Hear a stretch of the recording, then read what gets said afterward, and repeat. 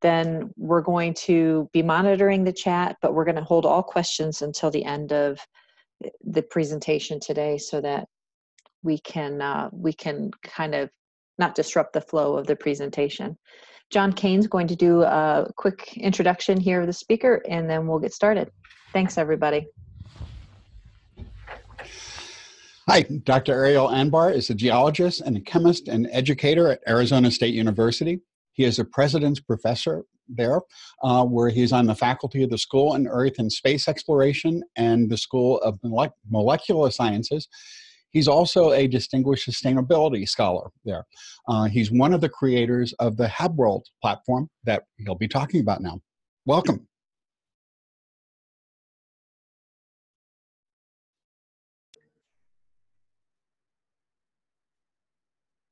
I don't think we should now.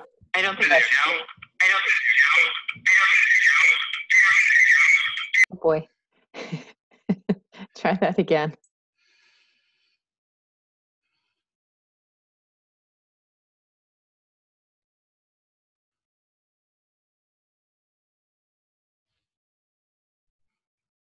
I think you need to unmute me on the phone.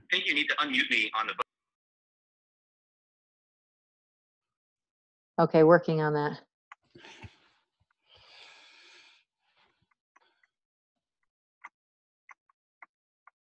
Oh no, I don't see you here. I'm so sorry. I only see total one phone call in listener. And that should be it. Right, but I can't give him any rights here. I'm so sorry. This is a special conference version of, or webinar version of Zoom, and it's drastically inferior in many ways to the usual package. But oh, I'm so sorry. Let me try. So Jamie, I'm back here on the internet Zoom audio. All right, we'll just give that a shot today. We give that. So when I called in on the, I was told that as a participant I'm muted, and so that it sounded like the audio controls for participants are under your control. So however you want to do this, I'm happy to give this a whirl, but yes, really I don't. Choppy. Yeah. The good news is that when I dialed in, I heard you guys absolutely clearly. Yeah. All right. I'm not the controller of that, so I'm going to, let's start with the internet version, and then I'm going to reach out to Victoria and see if she can get that changed. Okay. So I'm going to share my slides here. Introduction. And what I'm going to do here is try to give you guys an overview of what we're doing at Arizona State University in the Center for Education Through Exploration, which includes the HabWorlds course that John mentioned. But I'm actually not going to talk about the course per se all that much. One of the challenges of the kind of pedagogy I'm going to describe is that it's learned by doing pedagogy, that you have to do it to see it with this kind of hard demo. So what I'm going to do, instead of trying to walk you through that in some detail, is talk a little more broadly about the principles that are driven to do what we're doing and that animate it, and that animate a number of projects that we're doing in addition to the HabWorlds course.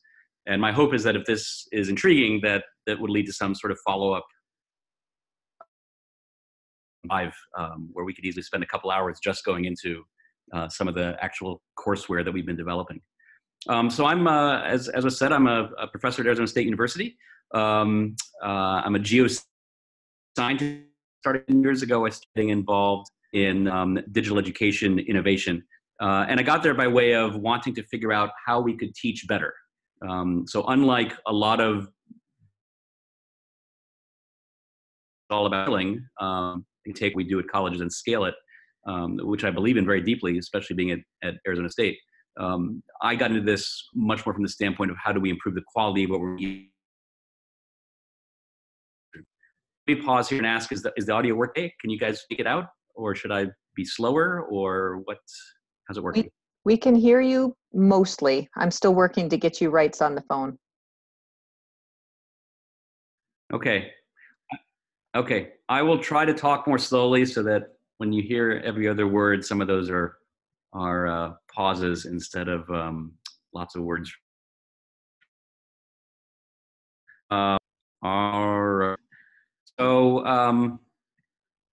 So what we're doing in the center are a number of different things all around the theme of and in line.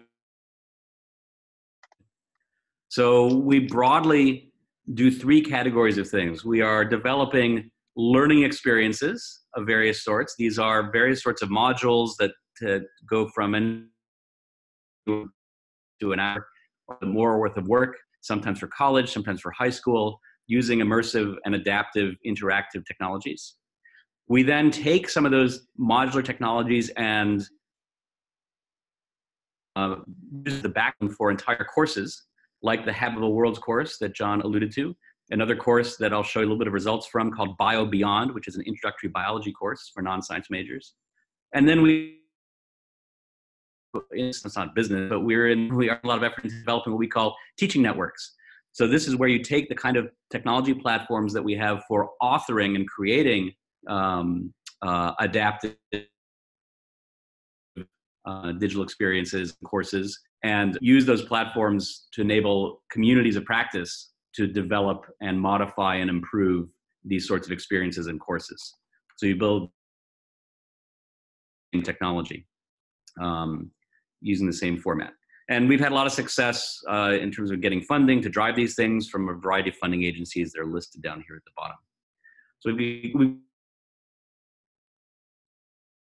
now, HabWorlds is where we started, and it's an effort that we are still very much involved in. In fact, we just are deploying the rebuild version, the completely flash-free version of this deployment, and it's gone fairly well.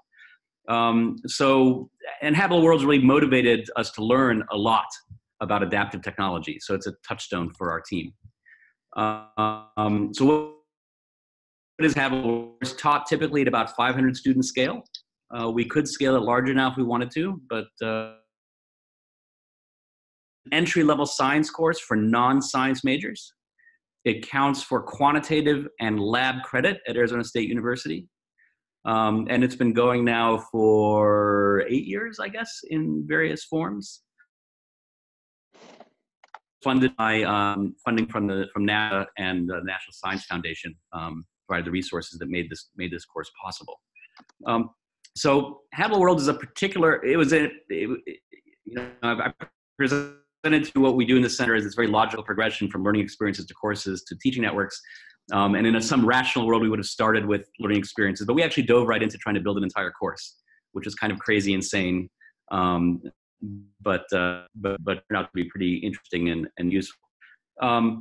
Pedagogically, though, so I'm going to talk about the pedagogy, but I want to, before getting to pedagogy, talk a little bit about the curricular philosophy that drives the creation of this course, drives what we're doing, and sort of motivates learn by doing pedagogy. And the curricular philosophy that we have is that a lot of STEM education focuses on content. Shove as much content knowledge as possible into students' brains. But our philosophy here is that knowledge is actually increasingly a commodity. Knowledge is increasingly at our fingertips. My father was a university professor. He was chair of the physics department there for many years. And one of the signs that my father was a learned man back in that generation was that he knew a lot. We would have arguments around the dinner table, and he could fact check him, but fundamentally, he knew quite a lot of stuff.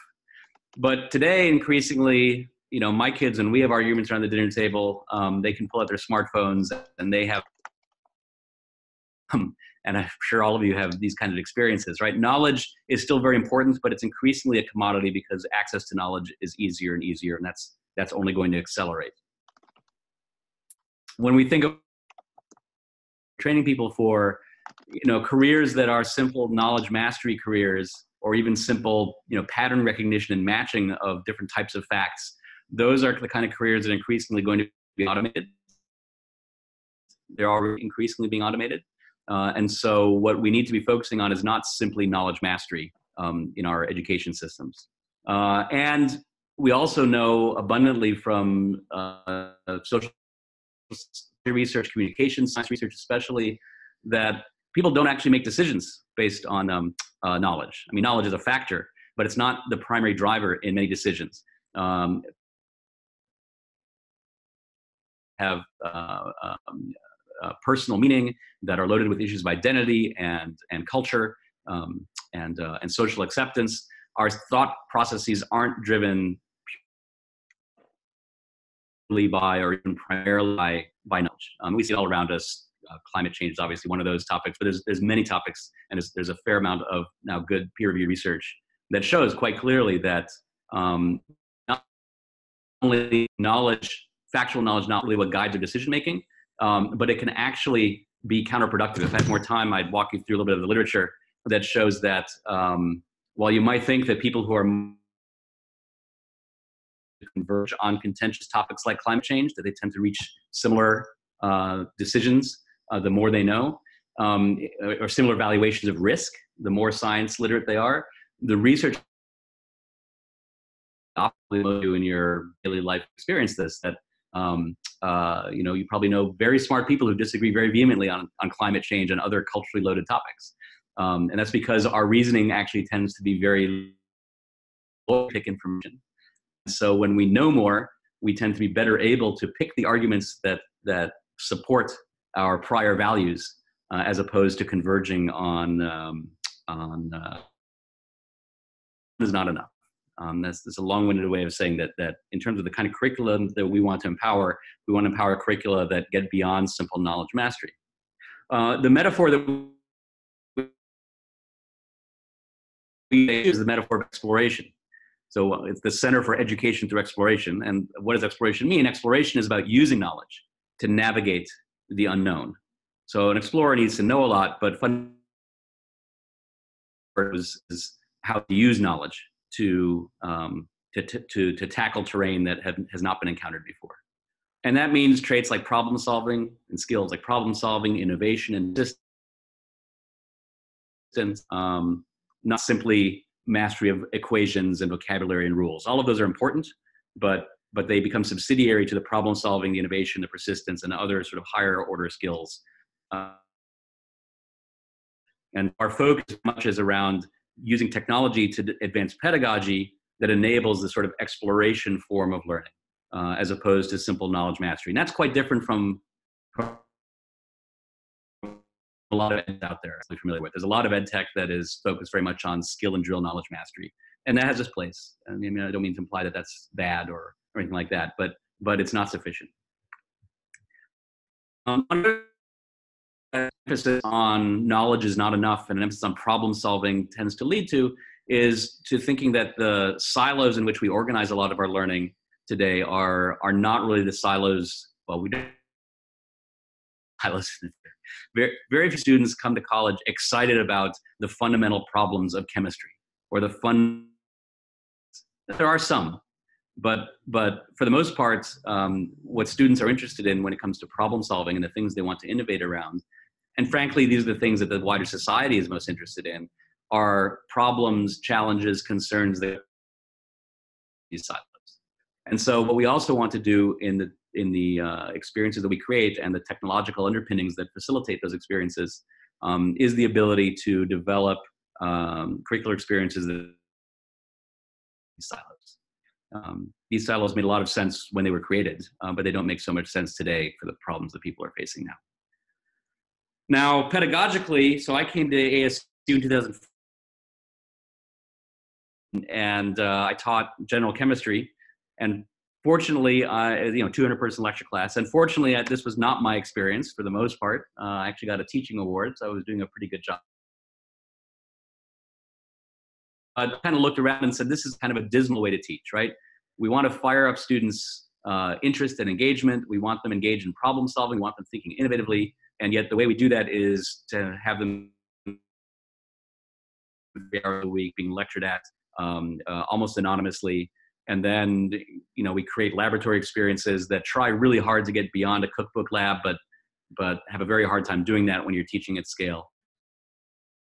And surely we can use technology to enable pedagogical approaches that are superior to what we're doing in lecture that can try to meet these lofty curricular goals of getting beyond just knowledge mastery and beyond traditional silos.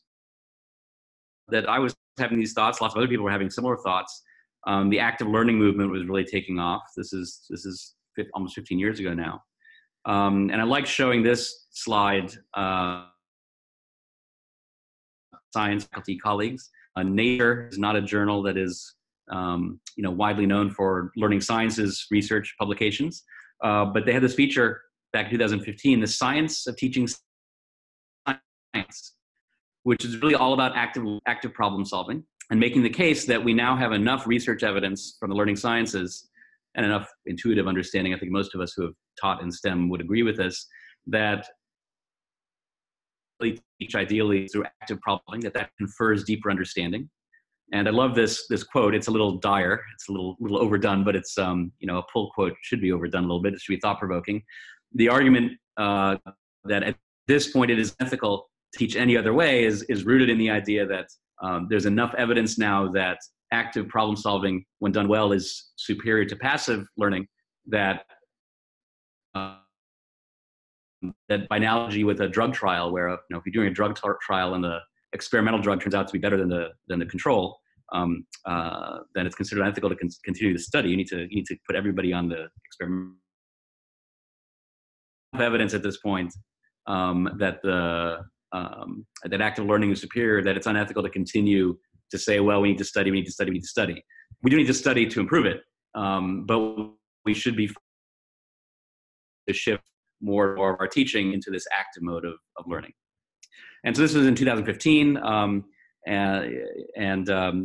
the way, education technology has gone from being something on the market that is increasingly central, and yet most of the education technology boom, especially around the massively open online courses, MOOCs, which were kind of cresting by 2015 in their impact. Right, fundamentally, what we were doing is taking the passive lecture mode of education and scaling that out, which is easy to do. It's a logical first thing to do, but it's not taking full advantage of what you can do with a computer. So the challenge is how do you scale active learning? How do we do active learning at scale? Most good active learning that you're familiar with is in small settings. And so how do we scale that? And how does this help? Right. So this is the typical face of online teaching. Everything is very nicely curated. The problems that you encounter in the real world are going to be nicely curated, which they usually aren't. You have a videotape lecture. You have video versions of your slides, all very neatly presented. And so this is by way of saying that the existing, even now, the dominant form of online learning is largely a mode of teaching with a few augmentations. And we know that lecture mode of learning is not optimal. And none of this takes real advantage of what a computer can do. You'd only have to look to see that you can do far more engaging, engrossing, interactive, adaptive things on a computer than simply serve up slides and videos and nicely linked content. So how do we leverage that? And so when I first started giving these talks, and even now I still often get the reaction, well, how can computers help with any of this? Because online learning is this is just exactly the opposite of what you're talking about. And so if you take away one thing, to take away as a big picture is that we are in the black and white silent movie era of online learning. In the time I've been at this over the past decade, we've advanced just a bit beyond putting a movie camera in front of it and saying, oh, you've made a movie. And it's true, if you put a camera in front of a theatrical production film, you have made a movie, but you haven't taken advantage of what film allows you to do for dramatic storytelling, which is really what a play is, right? A play is not a play. A play is one way of delivering a dramatic story. A movie is another way of delivering a dramatic story. And once you're free from the delivery play, instead of cameras filming, suddenly there are new modalities that open up. You can do multiple cameras. You can splice, different points of view and angles. You can leave the theater altogether and go on. You can do a whole variety of things that transform the art of dramatic storytelling from what it was on the stage to what it is in movies into its own art form. and one that, far from making actors and directors obsolete, it expands the audience of such art in a different form, but fundamentally still very similar, and actually, then creates far more opportunities for actors and directors because you've expanded the market, expanded the model to meet the demand that's out there. So, zoom ahead 100 years and you have something like The Martian. I need to update this for some latest movie.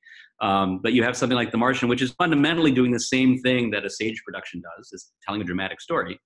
But it's doing it in such a different way that it is essentially a different art form, accomplishing many of the same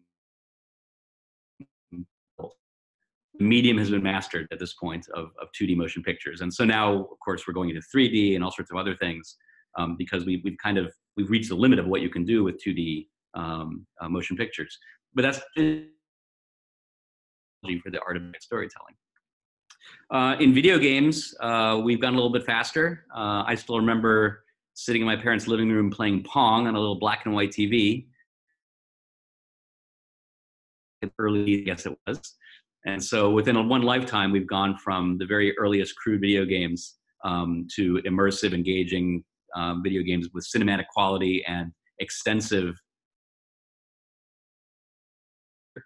So that's taken about a generation. That's a lot faster than it happened with motion pictures. But our goal with education is to do it at least as fast, right? Can we master this medium of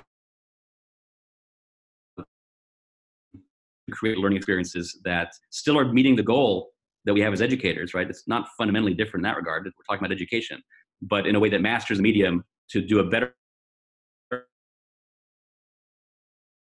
and do it in a way that reaches an expanded audience and actually then creates many more opportunities for scholars and teachers engaged in education. As we started playing with simulations and a variety of things, we realized pretty quickly that it's pretty easy to make a really cool and engaging simulation or interactive, but that the real teaching comes about activity, right? There's just this kid, right? You can make a puzzle and that's really cool, but the learning comes from doing the puzzle, and doing the puzzle requires some guidance, and now you need a tutor, right? And so everything that we started doing initially, stuff we were trying to put into HabWorlds, and realized, well, we need to build all this tutoring around it. And that then led us to start thinking harder about, well, how do we do digital tutoring? How do we do tutoring in the digital era? Because we don't want to just put out all these simulations. To have the same model of help by teaching assistants and faculty. We wanted to find ways to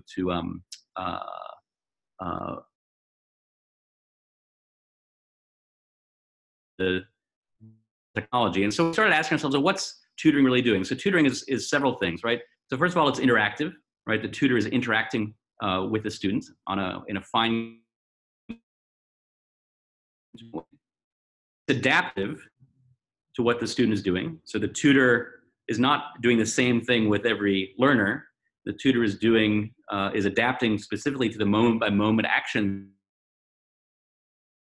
That's the brain is the intelligence of the tutor. And then in an ideal world, the tutor is predictive, right? Ideally, a really good tutor actually gets some mental model of the mind of that, and anticipate and guide shape what that learner needs. So interactive, adaptive, and predictive became to us sort of the qualities that we're trying to embody in digital learning experiences. We started asking ourselves, okay, so how does that work digitally? We can analyze what an in-person tutor does. How would this work digitally? And we kind of realized that the world is kind of moving in this way. There's content out there, videos, you name it. There's tons of digital content we encountered all the time. You can take that content and make it interactive. Interactive media, simulations, and other things that the learner can manipulate. And that's what we started doing initially in our center. We were making interactive experiences of various sorts. The essence of tutoring which is in particular that adaptivity. And so we realized that what we really wanted to do was to cook in adaptive feedback, so that the learner press a button, simulate something like that, and they get feedback responsive to what they've done. And if you're talking about a complex simulation with multiple things that a student might do, multiple options, the feedback needs to be fairly rich. Might take lead to different types of feedback. And if you have a pattern of activity a student needs to engage in a complex problem-solving activity, enough that two students doing things in two different ways get different types of feedback. That's how you actually tutor somebody through something complex. It's not just about, can I get the right answer at the end? It's about getting feedback along the way, how to get an answer. So adaptive feedback, and then closely related to that is adaptive pathways, right? You'd like, ideally, that if a learner gets to a point where they clearly are having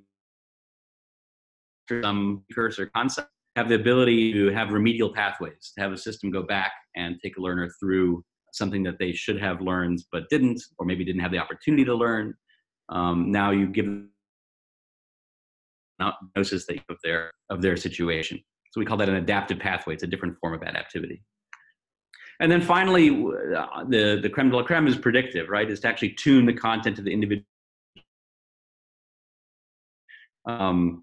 So in our everyday lives, if you're on Facebook and you get things recommended to you, or you're on Netflix and things recommended to you, that's an example, a simple example of predictivity. Digital platforms that are trying to serve up predictive content for you. In my case, I share my Netflix account with my teenage daughter, so the recommendations that I get are usually not all that germane to me, but it's a good idea. So all the things up here are interactive. Some of them are adaptive. Predictive is sort of at the top. All of this together, the way I think about this is all what goes into what is a bit of a phrase. When I think about the phrase personalized learning, it's this combination of attributes. And what we've realized as we've evolved from HabWorlds and on is that digital content out there, there's a fair amount of interactive stuff. There are cool simulations and interactive videos and more of that showing up every day. There's relatively little in the way of adaptive materials out there. And outside of math, I haven't really seen examples of predictive content that is effective. And so our sweet spot, what our team has really learned how to do, and the HabWorlds course has been our adaptive part of this taxonomy. Right? We'll get to predictive eventually. Lots of other people, including us, are doing a lot with interactive. Is this middle ground of adaptive that is the essence of the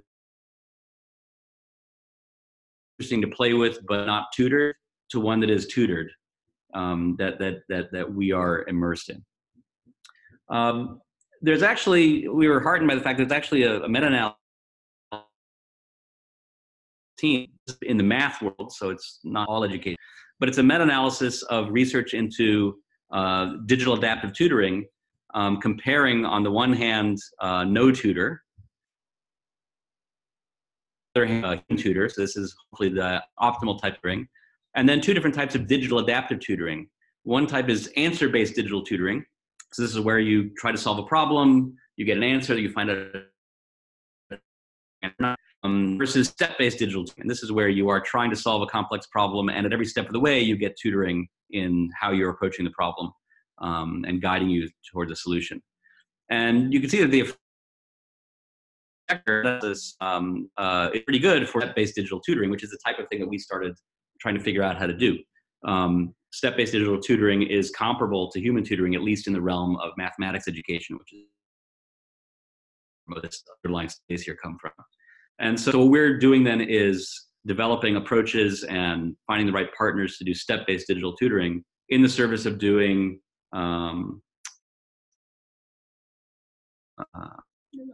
digital tutoring that can enable active learning online, exploration-driven active learning online, with the idea that we're teaching students how to solve problems, we're teaching students all those higher skills. And yes, along the way, they also have to master content. Knowledge is important, but the objective of these experiences is not strictly knowledge mastery. It's these other things, which are. To do this turns out to not be trivial. When we started down this path, I was pretty despairing because I knew what I wanted to do. and I was given a learning management system. I quickly learned the learning management system is a bookshelf, and I want to create novel types of books. And I think all of us wanted to create new types of books. We aren't interested in just organizing stuff on a bookshelf. And the turning point when we got connected with what was then a startup company out of Australia called Sparrow, which grew out of University of New South Wales. And they grew out of me that my group was facing. They had started simulations for engineering faculty and had realized that the faculty had their own ideas about what the logic of should be, tutoring should be, that were different necessarily from what the programmers were thinking. And so they developed a platform, an authoring platform, that enabled us or anyone who uses this thing to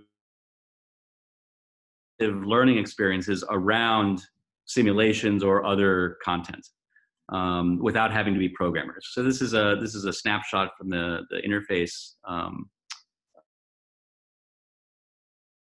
It's a form. And what you can see is it looks vaguely PowerPoint-like, and that's by design. It's a relatively user-friendly platform that enables you to put and wire up the digital tutoring, wire up the activity in a way that is simple enough that it doesn't require you to learn how to code in JavaScript or something like that. The learning curve is to be able to actually build productive stuff here. We even have now middle school teachers as part of our NASA project building their own simple but adaptive learning experiences using this platform. Finding that platform made it possible then for us to build digital experiences that are adaptive. So just to give you a quick look at the path we went through. So what we started doing initially was building virtual field trips, actually, like this one here. So this is experiment with media layered into it. We took scientists actually and educators to field sites around the world that are important geologically. This was funded by NASA, which has an interest in Earth history. For life around other stars, you need to understand how this planet evolved. So we started building these kind of experiences that you see here, and these are really cool. And these are interactive. As go to place, you can click on media. But this was an example of the sort of thing that we were building that we quickly realized was not all that useful without a lot of tutoring wrapped around it. And initially, the tutoring that was wrapped around this was, literally like documents, right, explaining to teachers or to students what they do, which is not particularly savvy use of the technology and not adaptive really at all. How to do is to marry this kind of experience with that authoring platform. So here you're looking at an outcrop. This is a very famous place called Gubbio, Italy, which is where we found evidence that a meteorite impact wiped out the dinosaurs. And instead of looking around now, I can go through here and collect data. In this case, the student is gathering chemical and mineralogical data as they go across this outcrop. They're looking for anomalous. They're prompted with a question that they can't really answer because they didn't find the anomalous layer. They get feedback that's adaptive that tells them, no, you didn't quite, you didn't see what you want. We wanted you to see. Look, there it is. Let's try that again. So 66 million years ago, something interesting happens. There's a chemical difference. And now we move along and have a next question and so on and so forth. This is a very simple form of adaptivity. It's simple question and answer. But you can imagine that you can start to get pretty sophisticated once you have a platform that enables you to start asking different kinds of questions with different kinds of different categories of answer types. Sound, active and immersive simulation. And quickly, when you start mapping out a learning sequence, a learning flow through an experience like this with all the kind of questions that you might scaffold to walk students through pretty complicated narrative that you need to wire into the system pretty quickly. It becomes a design challenge actually to do that, even for something relatively simple. In this particular case, what the students have learned discovery is that there's a layer here of rock where there's something chemically distinct and interesting. What it happens to be here is that there's an enrichment of the element iridium and enrichment of clay. that these are hallmarks of a meteorite impact. And eventually they learn about what happened with fossils across here, so what happened to life across this boundary. And eventually they're calculating the size of the Earth and learning all about the mass extinction that wiped out the dinosaurs. So this is an example then of taking something that was just interactive and now layering in the ability to actually have a digital tutor ask questions about the environment and then coach students into the right answers. So we've done a number of things then to try to assess how this is still early days. Research takes time, as you guys know. But one of the things we've done, Tom Roberto, a master's student in my team, working with Steve Semkin, who's a learning scientist, a geoscience education researcher, did this very nice comparative study. So we have a Grand Canyon virtual trip, adaptive, and has nice features. And that's designed to teach some of the same things that are taught in a physical field trip to the rim of the Grand Canyon. Students who can't go on the physical field trip. And so we're able to do actually kind of a natural experiment of comparing the in-person versus the virtual, doing a pre-post test in which we concepts of a key concept before and after the trip. And you can see here in both introductory and advanced courses, we can look at the pre-post change for the in-person field trip. Here's the in-person for the introductory course. Here, they're learning at least in the virtual version. And you can see the same thing happens in the advanced course. So this is not meant to say that a virtual field trip replaces a physical field trip is better than. To some degrees, this is an apples and oranges comparison. Things that go on a physical field trip that happen in a virtual field, that to compare them holistically is very hard. And in addition, in terms of the particular learning objective that's being assessed here, the virtual field trip really focuses sharply on that learning objective, whereas the physical field trip has that learning objective as one among many things. Some level of surprise, the students learned a little better in the virtual trip than the in-person trip. But in these kind of environments, and they can learn in ways that rival what we're trying to teach them in the physical field environment. So that's very heartening to us.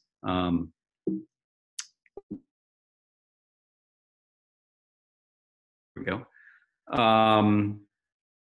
Is we've taken many such experiences. Most of them are actually simulation driven, not virtual field trip driven, but same kind of concept. So many sorts of these sorts of experiences woven with some human active tutoring. We still can't fully replace the human, and that's a good thing.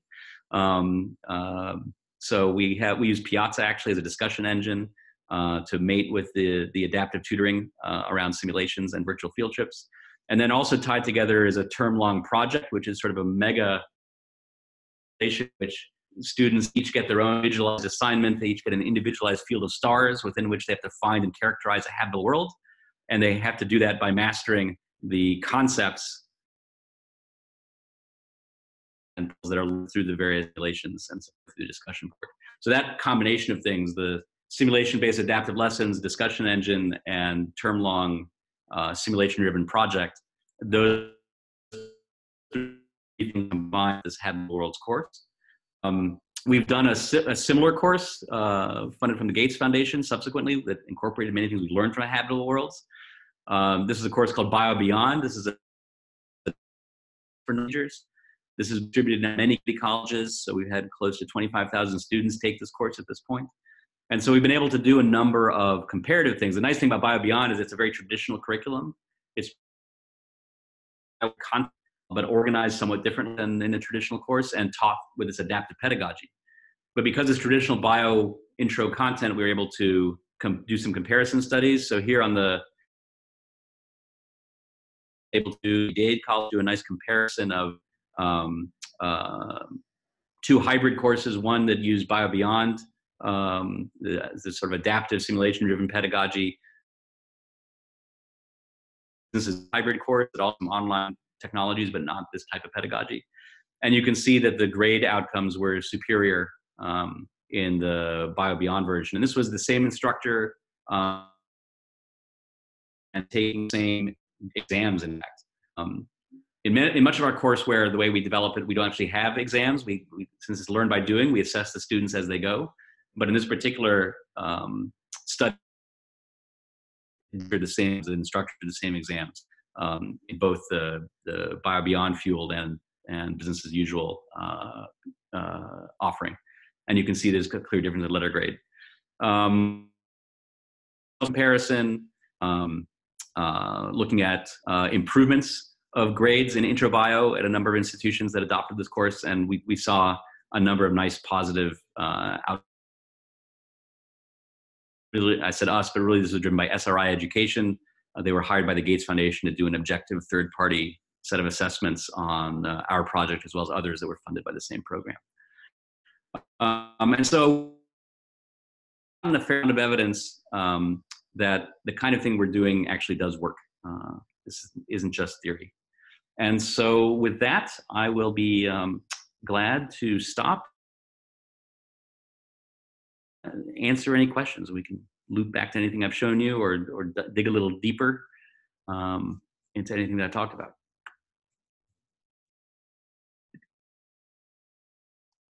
So feel free to put your questions in the Assuming you guys chat. could hear me.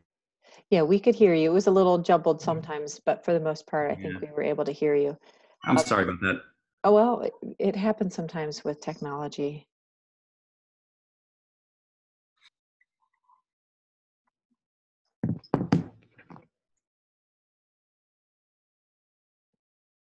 If you prefer, I can grant people access to the microphone. If you'd like, just let me know in the chat.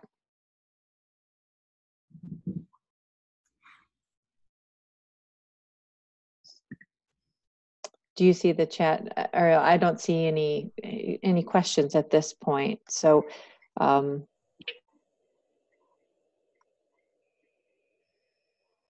maybe unmuting microphones might bring a few more people in. Sure.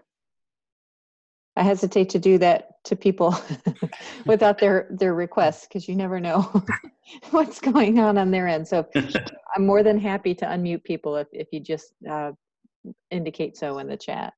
Good point.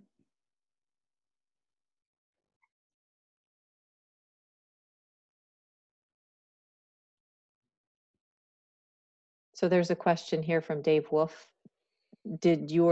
Wait, sorry, Dave, I'm from Ohio, so I say it Wolf. Did you find success based on age? Yeah. So that's interesting. So in the HabWorlds, it's taught as an online course, which means that we have two populations that are quite distinct of students. We have regular ASU students taking this as an online course by their science institution requirements. And then we have students who are ASU online students. So ASU online, for those who don't know, we have 40,000 students matriculated into online. These are almost entirely not science and engineering degree programs, but they do need to satisfy science requirements. And so, so we have these two populations, and the ASU students, the students who are enrolled in these online degree programs, tend to be older. They tend to be people who are out there in the real world and need to finish off a college degree, and it's for them to do that. And so we definitely see some differences. So, for example, we definitely see that the typical 18 or 19-year-old first-year on-campus student who takes they don't do as well as older students, more mature students do, whether they're fully online students or not. And so, in fact, ASU has implemented a policy. Students can't take online courses in their first year because the success rates are low. So there's definitely a maturity aspect in online, as you might expect. We definitely see that. We also, this isn't strictly an age thing, we don't think, but there's definitely a difference in science interest between our online traditional students. The ASU students, we've done some surveys, and they come in more science interested and curious. And since they skew older, there is a correlation there with age. I don't know that it's the age that's driving it, but there's definitely some differences there, expectation, interests. So what other question? No, it's all the same questions. Different success based on age. Kelly has a question there. It's, I think, not strictly age. I think their maturity, their sort of stage of education. Oh, any feedback data from students who have learning disabilities? Yes. You know, one of the nice things about this kind of courseware is that, you know, you're working at home on your own pace, and so there is the ability advantage for students with certain learning disabilities. Or no, you know, I always get at the beginning of every semester when I'm teaching requests from our Learning Disabilities Center of students who need more time, and it's always nice to tell them, well, you know, there are no timed exams in this course the way we teach it, because the way we teach it, it's all learn by doing pedagogy, and the goal is to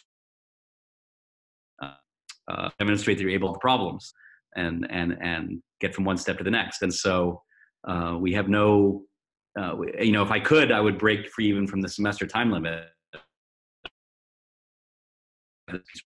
Some time limits, but we have this sort of hour-long or 2-hour-long exam or any of that sort of stuff. So that relieves a lot of stress for a lot of students with disabilities. On the flip side, the challenge of learn by doing pedagogy is that you're solving these problem answering questions, which you can't just skip ahead to the exam. And a lot of students, especially in the online world, are conditioned to the notion that they can skip most of the work, you know, muddle through on an exam, get a C or whatever, and move on, and be very time efficient that way. When you don't have an exam, and when instead the pedagogy is all about solving these problems and you have to go through step by step, it's much. And we keep it within, you know, what a 3-credit or 4-credit course is supposed to be, but there are a lot of students who don't seem to understand what a 3-credit or 4-credit course is supposed to be in terms of time commitment, and get some, not in particular from students with learning disabilities, but just in general, there are students who are conditioned to being able to skip most of the work, and they don't like learn. Do you know if there's data that supports advantages of adaptive learning in other fields? Not a lot yet. This SRI study Foundation project is one of the first things I'm aware of that really is looking at adaptive learning in other fields. So it's kind of early days still. And even this jargon, in different things to different people, just confuses matters. These are great questions. Oh, the big, I'll go back to learning disabilities. The big, it's very hard to, is to have, well, let me back up. There's a big advantage to online teaching for students who have hearing impairments, because you can very easily, fairly provide some information to students. But students with vision impairments, especially when we get into these simulation-rich experiences, that's a big challenge. That's a nut that we haven't yet really figured out how to crack.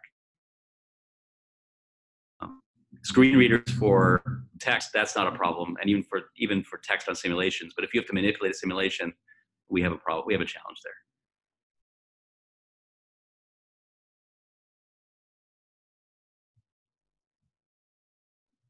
Any other questions?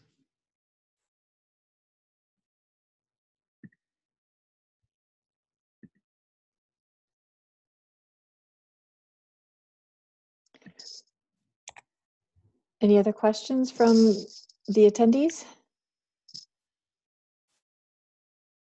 Okay, if not, I want to thank you for joining us today. And thank you to Ariel for presenting some really interesting data. We appreciate Pleasure. Yes, and we'll have the recording available. As I said, this Go ahead, sorry. I'm just going to say, as I said at the outset, this really just scratches the surface, but hopefully kind of whets the appetite to. Absolutely. Okay, everyone, thank you for being with us today. We'll see you next week. Thank you. Thanks.